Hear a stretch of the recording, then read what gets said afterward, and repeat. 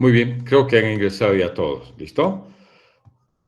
Muy bien, está todo bien, ¿no? Todo ok.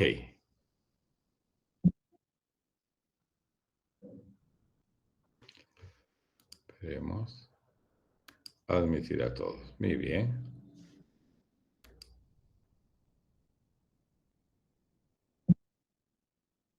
Esperen un ratito, tengamos paciencia. Vamos a ver cuántos más pueden o deben ingresar.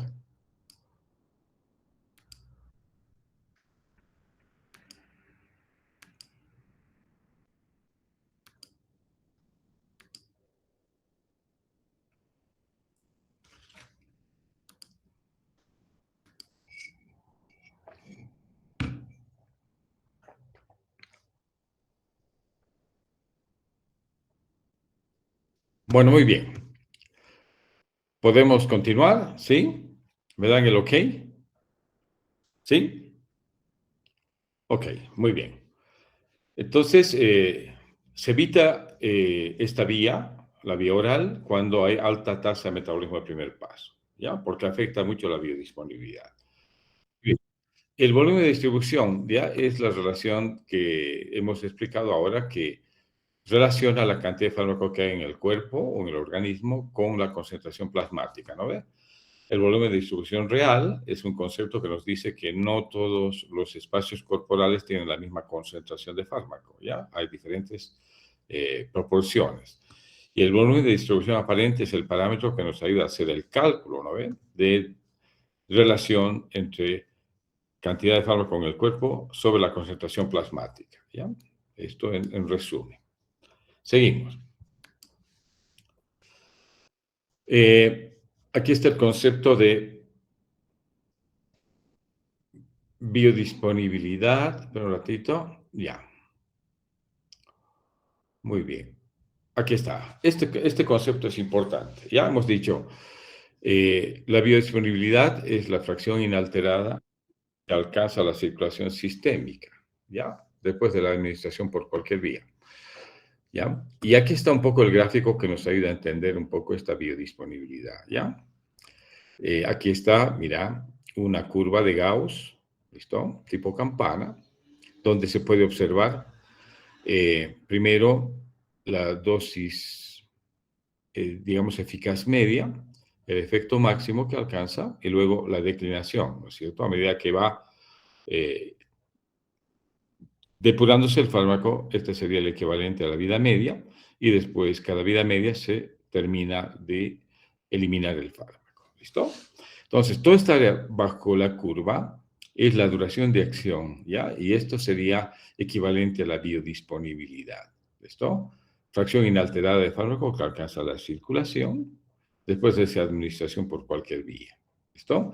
El área bajo la curva es proporcional, aquí nos dice, a la dosis y al grado de biodisponibilidad que tiene un fármaco. ¿Estamos? ¿Ya? Aquí está un poco la tabla que nos explica la biodisponibilidad. Por ejemplo, la vía intravenosa tiene una biodisponibilidad igual a 100%. La vía intramuscular, menos de 100, entre 75 y 100. La subcutánea también el mismo porcentaje. La vía oral es la que menos biodisponibilidad tiene, entre 5 a menos de 100. La vía rectal también, ¿no? De 30 a menos de 100. Y la vía inhalatoria también es igual que la vía oral. La vía transdérmica es entre 80 y 100%. ¿Listo? Es decir, acá esta tabla nos muestra de que por la vía intravenosa el inicio de acción es más rápido, ¿ya? Pero por la vía intramuscular se debe esperar más tiempo quizás para que el fármaco tenga efecto. ¿Listo? ¿Ya? Tenga esa concentración que es equivalente a un efecto terapéutico. ¿Estamos bien? Ya. Seguimos. Vida media, ¿ya?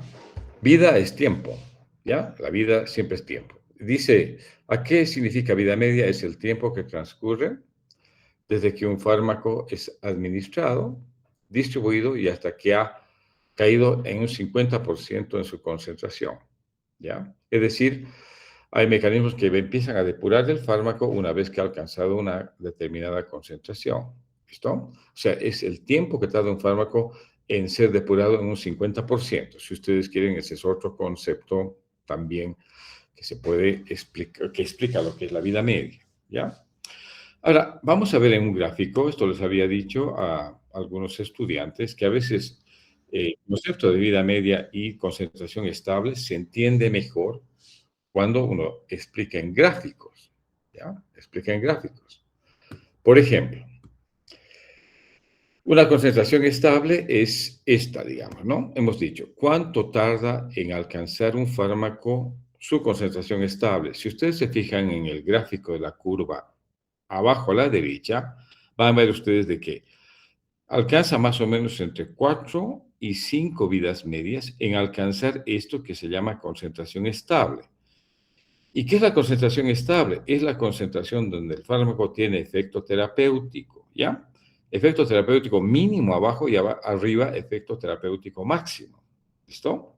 Entonces, 4 a 5 vidas medias tarda un fármaco en alcanzar una concentración estable. Esto es parámetros farmacocinéticos que te refleja un poco la frecuencia de administración del fármaco, ¿ya? ¿Y qué significa concentración estable? Significa que a esta concentración el fármaco tiene efecto terapéutico y no tóxico. Primera consideración. La segunda es que cuando alcanza esta concentración estable, la cantidad de fármaco administrado es igual a la cantidad de fármaco eliminado. ¿Listo? ¿Ya? Espérenme un ratito, vamos a ver qué pasa con algunos. Por ahí quieren entrar algunos más. Espérenme un ratito, ¿ya?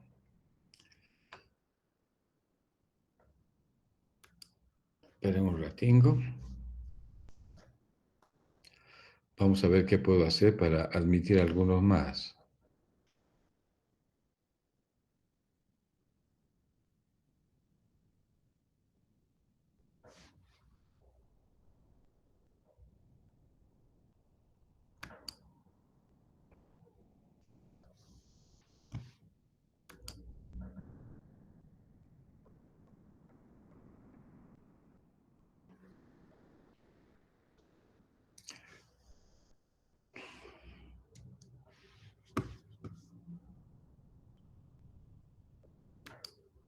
A ver, esperen un ratito. Vamos a tratar de ver si podemos admitir alguna gente más, ¿ya? En realidad creo que ya no hay más.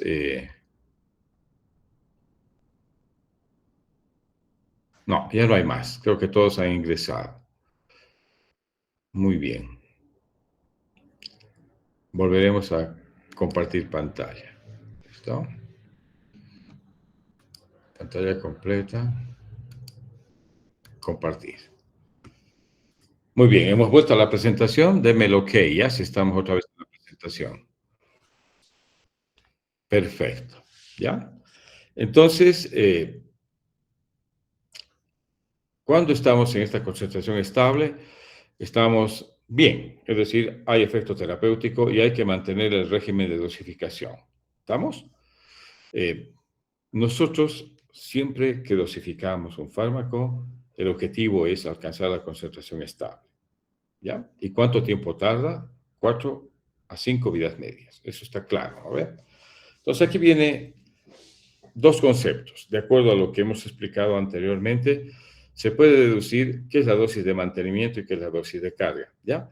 La dosis de mantenimiento, vamos a empezar primero, es la dosis del fármaco necesaria para mantener su concentración estable. Es la dosis de mantenimiento, ¿ya?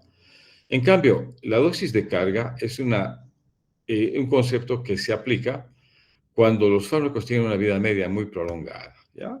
Pónganse que tiene una vida media de 24 horas un fármaco X. ¿Cuánto tardará en alcanzar su concentración estable? Entre 4 y 5 días, ¿no ve? Y si mantenemos la dosis de mantenimiento, tardaremos ese tiempo en alcanzar una concentración estable. Pero es mucho, esperar mucho, ¿no es cierto? En cambio, cuando tenemos vida media muy prolongada, lo que se aplica es el concepto de dosis de carga. ¿Y qué es esta dosis de carga? Es una dosis inicial más alta en dosificación de un medicamento que tiene el objetivo de alcanzar más rápidamente la concentración plasmática necesaria para tener efecto farmacológico. ¿Ya? ¿Y en qué caso se aplica la dosis de carga? En caso de fármacos que tengan vida media muy prolongada. Muy bien. Veremos esto ya, la inducción enzimática y la inhibición enzimática. Ustedes saben que el metabolismo de fármacos implica vías de inactivación tanto en la fase 1 como en la fase 2, ¿ya? Y de esta eliminación están encargadas sistemas enzimáticos, ¿listo? Entonces, cuando damos a veces fármacos que se eliminan por la misma vía, es decir, por el mismo sistema enzimático, podemos producir inducción enzimática o inhibición enzimática, ¿ya? Y esto significa interacción farmacológica, ¿ya? ¿Qué significa la inducción enzimática? Si un fármaco es inductor, y tiene la misma vía metabólica del otro fármaco, lo que hace es disminuir la actividad farmacológica del otro fármaco y a veces del mismo fármaco, ¿ya? Entonces, la inducción enzimática, en algún caso, da un descenso de la actividad farmacológica. Desciende la acción farmacológica tanto del fármaco inductor como del otro fármaco que se administra en paralelo. ¿Ya? Esa es la inducción enzimática, el resultado. Ahora, cuando se inhibe, al contrario, se inhibe la enzima, pónganse, un fármaco inhibe la citocromoxidasa y tiene en paralelo el paciente que recibir otro fármaco. Aquí lo que puede pasar es todo lo contrario, aumenta la actividad enzimática y obviamente puede producir toxicidad. ¿Ya? ¿Estamos? Puede haber alta toxicidad, especialmente cuando hay xenobióticos que tienen esa misma vía de eliminación a través de las citocromos, ¿ya? Entonces, esto está claro, ¿no es cierto? La inhibición enzimática aumenta la acción farmacológica y puede producir efecto tóxico. En cambio, la inducción enzimática generalmente produce un descenso de la actividad farmacológica del fármaco inductor y del fármaco inducido. ¿Está? Muy bien. Vamos a ver la evolución temporal del efecto farmacológico. Ya hay efectos que son inmediatos y efectos que son retardados.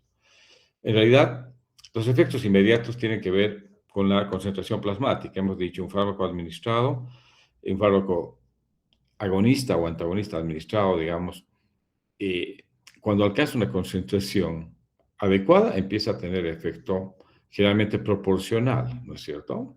Es decir, casi proporcional a la concentración. Eso es un efecto inmediato, ¿ya? Y el efecto retardado, a medida que vamos viendo en algunos fármacos, se puede dar un retraso en la acción farmacológica, ¿ya? Y esto puede ser debido a que hay metabolismo de primer paso, en primer lugar, ¿ya? En segundo lugar, hay problemas de absorción del fármaco, no se está absorbiendo, por lo tanto, no alcanza una distribución adecuada. Y finalmente, hay alguna alteración en el paciente que puede afectar la llegada del fármaco al sitio de acción, ¿ya?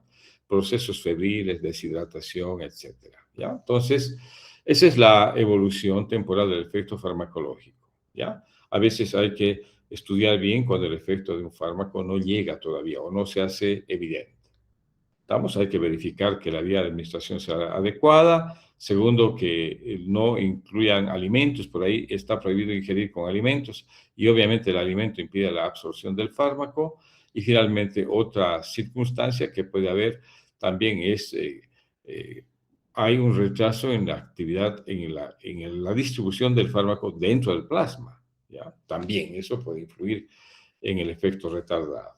¿Estamos? Pero uno obtiene efectos inmediatos cuando hay una terapéutica establecida y puede tener también efectos retardados cuando no hay el efecto esperado en el tiempo que ya debería haber efecto farmacológico. Y esta es la explicación. Muy bien. ¿Hay efectos que dependen del horario? Sí, y hay efectos acumulativos también, ¿ya? Por ejemplo, esto es importante de considerar cuando administramos aminoglucósidos, ¿ya? Hay efectos que dependen de la hora de administración, ¿listo? Ahora, la toxicidad de los aminoglucósidos es ampliamente conocida, ¿no? Hablamos de la gentamicina, streptomicina, amikacina, etcétera, ¿ya? Estos fármacos tienen una toxicidad renal bien estudiada, pero esto es mayor cuando se administra en una infusión constante que cuando se dosifica de manera intermitente. ¿Listo? Entonces aquí te pongo el ejemplo que explica esto, que hay efectos que dependen del horario, ¿ya? Si se administra de manera intermitente, hay menos toxicidad renal que cuando se administra por infusión continua, ¿ya? Ahora, ¿hay efectos acumulativos? Sí, hay efectos acumulativos. Algunos efectos de los fármacos se explican más a veces con una acción acumulativa que con una reversible. Y esto pasa a veces con fármacos que tienen un amplio volumen de distribución, son muy liposolubles, por ejemplo, los barbitúricos, que a veces te dejan una... Todavía, a pesar de que el fármaco ya no está presente en sangre, si no, está en tejido celular subcutáneo, en la grasa, pero se redistribuye a partir de acá, dando todavía metabolitos de acción farmacológica que pueden explicar el efecto acumulativo, ¿ya? Es por eso que los barbitúricos no son fármacos que se puedan utilizar en forma ambulatoria, sino en control y bajo estricta vigilancia hospitalaria.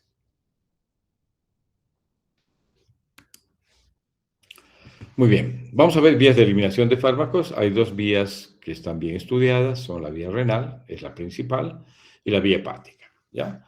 Empezamos con la vía renal, ¿ya? Es decir, hay tres procesos que influyen en la eliminación renal de fármacos. El primero es la filtración glomerular, el segundo es la secreción tubular y el tercero, esto hay que considerar un proceso que puede influir en la excreción, especialmente Marvin, fármacos devuélveme muy mis 10 de los liposolubles, 20 del y otro este día. tercer proceso se llama, o mecanismo se llama reabsorción Me tubular. has dado Pero 10 de los 20. fundamentalmente cuando hablamos de vías de eliminación, ¿qué mecanismos están involucrados? La filtración glomerular y Ya. la secreción tubular, ¿ya? La reabsorción es solamente cuando el fármaco es muy liposoluble, ¿ya? Esa es la primera vía. La segunda es la vía hepática, ¿ya? A través de la bilis se pueden eliminar compuestos que tienen alto peso molecular, ¿ya? Oye, maldito, Principalmente deposítame y por con eso me voy a ir transporte a mi lipídico, casa, estoy aquí varado. ¿listo? A veces se da estos fármacos para tratar infecciones biliares, ¿no ve? No, Y ahorita también estos deposítame, ya te fármacos, envío QR de 10. una vez que son Pero metabolizados, ponlo son a cargar y excretados me por la depositas bilis ahorita. al tubo digestivo y obviamente eliminados por No, las heces necesito. después. Hay una vía pulmonar, que es otra vía de eliminación. Eh, perdón. Es una vía de eliminación rápida donde se eliminan sustancias muy volátiles, ¿ya? Como los gases, ¿ya? Por ejemplo, los fármacos como el alcohol se elimina bastante por la vía aérea, por la vía pulmonar, ¿listo? Y también algunas sustancias como los anestésicos, ¿no? Tipo óxido nitroso, que es un anestésico general, también se elimina por vía pulmonar, ¿ya? Y otra vía de eliminación es la vía intestinal. Algunos fármacos, hemos dicho, se excretan en la bilis y pueden llegar al tubo digestivo. Discurren todo el tubo digestivo y obviamente son eliminados después con las heces, ¿ya? Muchos compuestos tienen esta vía de eliminación, especialmente cuando hablamos de administración de fármacos que tienen una elevada concentración, sobre todo. ¿Hay vías de eliminación menores? Sí, hay vías de eliminación menores, ¿ya? Son la vía mamaria, la lactancia, o sea, la leche materna puede ser una vía de excreción menor, pero a ser considerada cuando la mamá está en periodo de lactancia. Pueden pasar al bebé varias sustancias, por eso no es bueno administrar fármacos mientras está la madre lactando o dando de lactar. Otra vez la saliva, otra vía menor también son las lágrimas y otra es la sudoración, ¿ya? Cuando hay intoxicación por órganos fosforados, les digo, es interesante. La sudoración es una vía de eliminación importante. Cuando el individuo está intoxicado por un órgano fosforado, este compuesto se puede eliminar por vía de la sudoración. Por eso que hay que lavar la piel con agua y jabón para evitar la reabsorción del fármaco, porque a veces se puede reabsorber por vía transdérmica.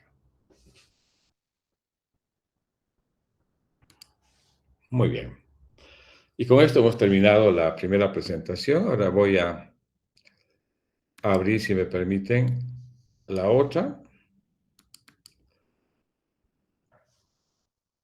¿Ya? Que es un repasito a varios conceptos que hemos ido viendo. Se llega a ver, ¿no es cierto?, la presentación. Deme el OK. Bien, ¿ya? Vamos a ver un poco qué es aclaramiento, depuración y expresión, ¿ya? Vamos a ver la distribución desde una perspectiva quizás un poquito más explicada, ¿ya? ¿A qué llamamos distribución? Es el proceso por el cual un medicamento llega al sistema circulatorio, o por el sistema circulatorio, llega a diferentes regiones del cuerpo. ¿Estamos? Ya, ahora, ¿de qué depende? De la fijación o no a proteínas, ¿ya? Los fármacos que tienen fijación a proteínas no se distribuyen fácilmente. En cambio, los fármacos que están libres se distribuyen fácilmente, ¿ya? Pero el fármaco libre tiene mecanismos de difusión que le ayudan, ¿no es cierto?, a atravesar membranas, ¿ya? Y para esto otra vez consideramos el grado de ionización de la molécula y la unión o no a proteínas, ¿ya? Entonces, la distribución es el proceso por el cual un fármaco del compartimiento vascular pasa al líquido intersticial y a órganos blancos. Esa es la distribución. Obviamente, para que un fármaco tenga efecto o acción en el sitio y tenga efecto, tiene que llegar al órgano blanco, ¿cierto? Ya. El volumen de distribución, hemos dicho, relaciona la cantidad de fármaco con su concentración. ¿Estamos? ¿Ya? ¿Qué es aclaramiento, depuración? ¿No? Está relacionado directamente con la concentración plasmática. ¿Listo? Ahora, obviamente, la velocidad de eliminación depende del flujo sanguíneo al órgano de eliminación también. Entonces, depende de esta variable y de la concentración plasmática. ¿Listo? Hablamos del riñón como el principal órgano de depuración, el hígado, el pulmón y otras vías menores que hemos visto. ¿Ya? Veamos un poco la biotransformación, ¿ya? Esto vamos a ver a grandes rasgos y mañana vamos a ver ya con más detalle, ¿ya?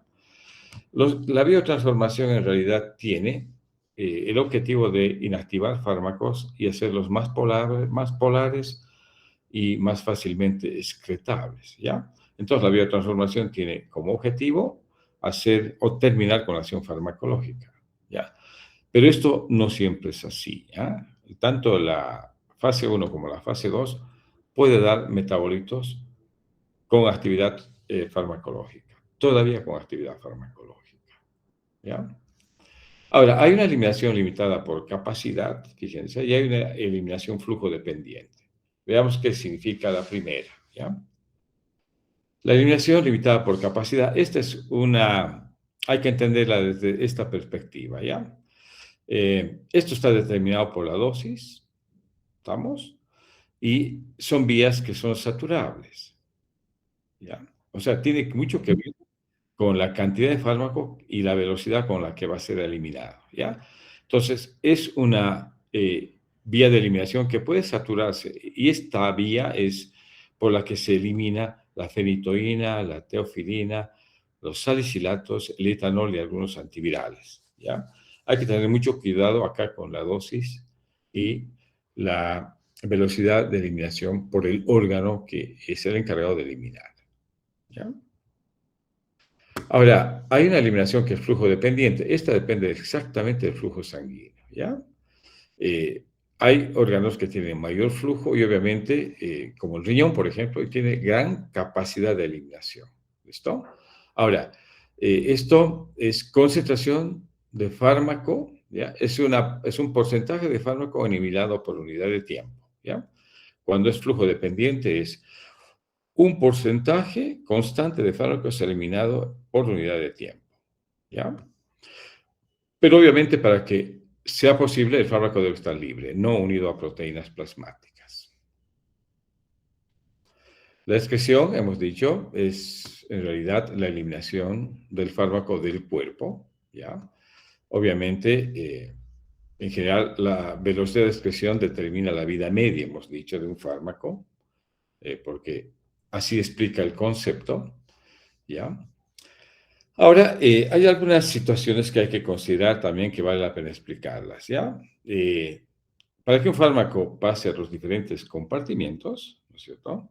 Hemos dicho, debe estar no unido a proteínas, sino disuelto, ¿ya? Tampoco a proteínas tisulares, o sea, aquí hay dos estaciones que a veces capturan fármacos. Una, la unión a proteínas plasmáticas, y las otras son las proteínas tisulares, ¿ya? Entonces, eh, el fármaco debe estar libre para que pueda difundir, ¿ya? Otra cosa que influye, hemos dicho, es también el peso molecular y su nivel de ionización. Fármacos de pequeño peso molecular pueden tener un buen volumen de distribución y también el bajo grado de ionización. Hemos dicho, en general, los fármacos son ácidos débiles o bases débiles, ¿ya? Esto define muy bien su capacidad de atravesar membranas. Y el otro es el flujo sanguíneo, ¿ya? Para que los órganos blancos puedan funcionar, o sea, para que los órganos blancos puedan recibir al fármaco, deben tener un buen nivel de perfusión, ¿ya? Y a veces en estados de shock o en estados de deshidratación severa o cuando hay infecciones sistémicas, esta perfusión está alterada, por lo tanto, a veces el fármaco tarda en llegar al sitio de acción. ¿Ya? Entonces, ¿qué condiciones debe o influyen en la distribución, depuración y excreción? Primero, la unión a proteínas plasmáticas, ¿ya? Estas son tanto a nivel plasmático como a nivel tisular, funcionan como sitios inertes de fijación, ¿ya? ¿Estamos? Cuando hay una alta fijación a proteínas, el fármaco difunde hacia el compartimento únicamente cuando está libre, ¿ya? Cuando puede separarse de este sitio inerte. ¿Estamos? Y no solamente esto, no solamente para difundir, sino para tener efecto farmacológico también debe estar libre. Y también debe estar libre para metabolizarse. Otra condición es el tamaño molecular, hemos dicho. Los fármacos que tienen bajo peso molecular atraviesan las membranas, ¿ya? Y si no son liposolubles, atraviesan por filtración, ¿estamos? O, en algún caso, por transporte activo, ¿estamos? Lo cierto es de que el tamaño molecular define muy bien la llegada del fármaco al sitio de acción para obtener un efecto, ¿ya? Otra condición es la liposolubilidad, hemos dicho, está dado por el grado de ionización. Las moléculas que no están ionizadas pueden difundir muy bien a través de membranas, ¿listo? Por lo tanto, los fármacos deben ser, la gran mayoría son ácidos débiles y bases débiles, ¿ya? Para que difundan más fácilmente y lleguen al sitio de acción. Otra condición es el flujo sanguíneo, hemos dicho, ¿ya?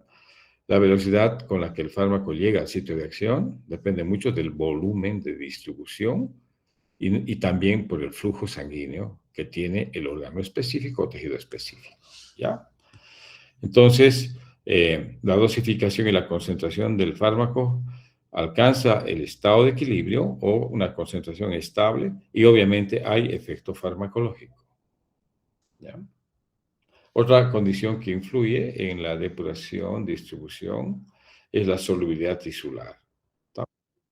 Eh, el grado en que el fármaco en un pH determinado es capaz de alcanzar diferentes estados de ionización y obviamente distribuirse por los espacios que le es posible, ¿ya? Los fármacos muy liposolubles tienen gran solubilidad tisular. Vamos, los hidrosolubles tienen menos solubilidad tisular. Generalmente tienen que hacerlo a través de poros o membranas o espacios intercelulares, ¿ya? Otra condición que influye en la distribución de presión y expresión es la capacidad de atravesar membranas, ¿ya? Si ustedes ven, acá volvemos a insistir, el grado de ionización influye si es lipo o hidrosoluble. Primera cosa, ¿ya? Y esto es cuando termina la acción, es decir, cuando esperamos que termine la acción. Hemos dicho, el primer gran proceso que sucede es la biotransformación, ¿ya? Es decir, el principal órgano es el hígado y el objetivo de la biotransformación es inactivar fármacos y facilitar su expresión, ¿ya? Ahora, si la biotransformación todavía da metabolitos con actividad farmacológica, es la excreción la que se encarga de terminar con la acción del fármaco. ¿Estamos? ¿Ya? Muy bien. Ahora, cuando hay biotransformación, les digo, uno espera la inactivación del fármaco, ¿ya? Pero en algunos casos puede transformarse todavía en metabolitos con actividad farmacológica. Es el caso del diazepam, por ejemplo, ¿ya? El diazepam es metabolizado a nivel hepático y por la fase 1 todavía se transforma en un metabolito que es el desmetildiazepam, que tiene todavía actividad farmacológica. Por lo tanto, este puede hacer que el efecto de largo plazo, como la resaca, la hiporreflexia, la bradipsiquia, pueda durar mucho tiempo, ¿ya? Entonces, si la biotransformación puede aumentar, a veces hay que considerar esta posibilidad, ¿ya? Que todavía produzca metabolitos activos. Pero en general, disminuye o termina con el efecto de la droga. Esa es la regla, digamos, ¿ya? Ahora, en algún caso puede cambiar el efecto farmacológico a efecto tóxico. ¿Listo? Especialmente cuando hemos visto, cuando hay interacción como la inhibición enzimática. La inhibición enzimática puede en algún momento dar toxicidad cuando hay un fármaco paralelo que inhibe, es decir, la depuración del otro, ¿no es cierto? Entonces, este es un efecto esperado también. ¿Ya? Muy bien. La vía renal, hemos dicho, es la vía más importante de excreción. La filtración y la secreción tubular son los principales mecanismos. Y la reabsorción es para solamente fármacos muy liposolubles. ¿Ya? Ahora, ¿se puede manipular la eliminación renal? Obviamente sí. ¿Ya? Cuando alcalinizamos la orina o cuando acidificamos la orina. ¿Listo? Ahora, los ácidos débiles son excretados más fácilmente cuando alcalinizamos la orina. Por ejemplo, administramos bicarbonato, alcalinizamos la orina y se puede mejorar la excreción de ácidos débiles. Obviamente, si hay bases débiles que necesitamos que se eliminen, lo que nosotros podemos eh, hacer es acidificar la orina para mejorar la excreción de bases débiles, ¿ya? Por lo tanto, eh, manejar a veces la toxicidad de esa manera comprende, digamos, la manipulación del pH renal. O sea, es posible utilizar alteraciones del pH o producir alteraciones del pH para eliminar fármacos. ¿Listo? Ahora, la vía hepática, hemos dicho, también es una vía de excreción, pero es la vía más importante de biotransformación. ¿Ya? Los fármacos que se eliminan por vía biliar generalmente pueden ser detectados en las heces porque también la vía hepática se constituye una vía de excreción. Pero en general la vía hepática, o sea, el hígado es el principal órgano de biotransformación de fármacos. ¿Ya? Otra vía que se puede considerar como de excreción es la vía digestiva. ¿Ya? Algunos fármacos no se llegan a absorber en su totalidad y son excretados por las heces. Primera cosa, y los fármacos que son eliminados por vía biliar también son excretados por las heces. ¿Ya? La vía pulmonar, hemos dicho, es otra vía de eliminación, especialmente para sustancias como gases y líquidos volátiles, ¿ya? Por intermedio de la expiración. Es una vía menor. La vía del sudor, la vía saliva y la leche, son vías menores, ¿ya? Hay que tener cuidado con la eliminación de la leche, especialmente en caso de lactancia, ¿no ve? Muy bien. Sitio inerte de fijación, hemos visto, ¿no? Que hay dos sitios inertes, esperen un ratito, que son las proteínas tanto plasmáticas como tisulares, ¿ya? Aquí está. ¿Estamos? Ahora, esto, ¿en qué influyen? En el volumen de distribución, ¿no es cierto? Ahora, influyen también en la acción farmacológica o rápida o retardada.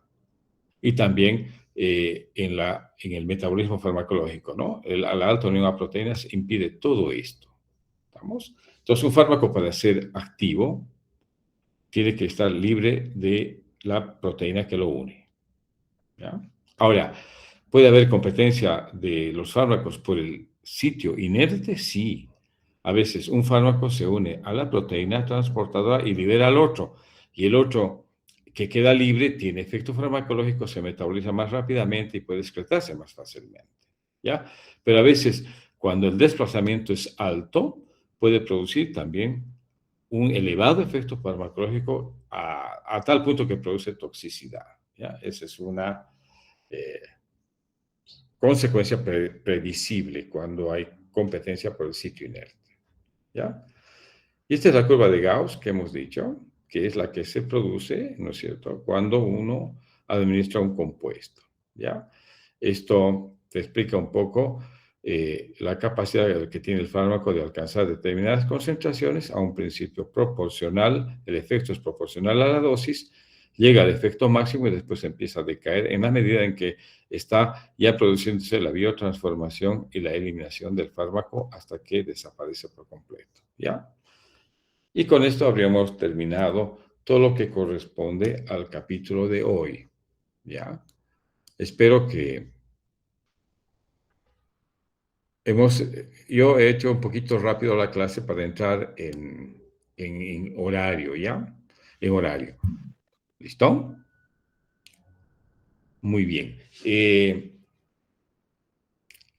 hay alguna pregunta, con gusto. Si no, mañana también nos vemos para terminar con lo que nos queda de biotransformación. Vamos a hablar bastante bien de la biotransformación. Vamos a tratar de hacerlo con calma y de explicar bien este mecanismo de inactivación de fármacos. ¿Ya?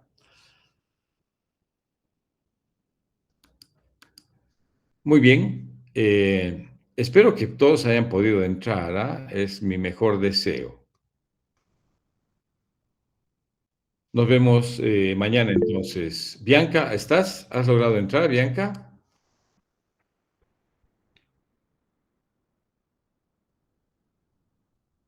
Bianca, la representante, ¿está?